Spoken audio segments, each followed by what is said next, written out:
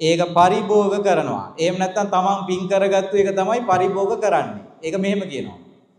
ඔන්න දුර රටක ඉඳලා කාලයක් හිටපු කෙනෙක් මේ රටට එනවා. එතකොට මෙහෙට පණිවිඩය ඇවිල්ලා තියෙනවා එයා එනවා කියලා. එතකොට අපි යනවා නේද එයාව ගන්න.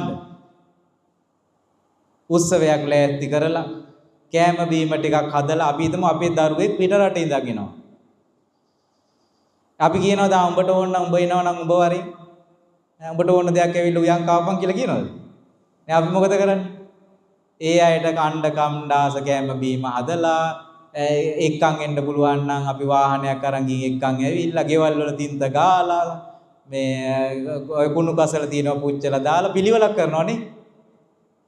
පිළිවෙල. ඒ වගේ කියලා කියනවා පින් කරගත්තු මිනිස්සෙක් මිය පරලෝ ගියන් පස්සේ සුගතිය උපදිනකොට ඒ පින විසින් එයාව පිළිගන්නවා. මොකෙන්ද පිළිගන්නේ?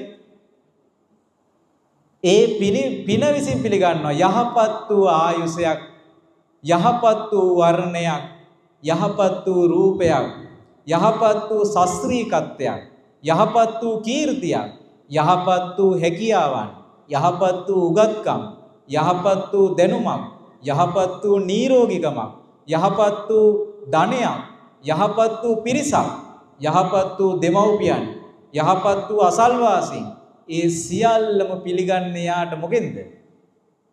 පිනෙන් පිළිගන්නේ.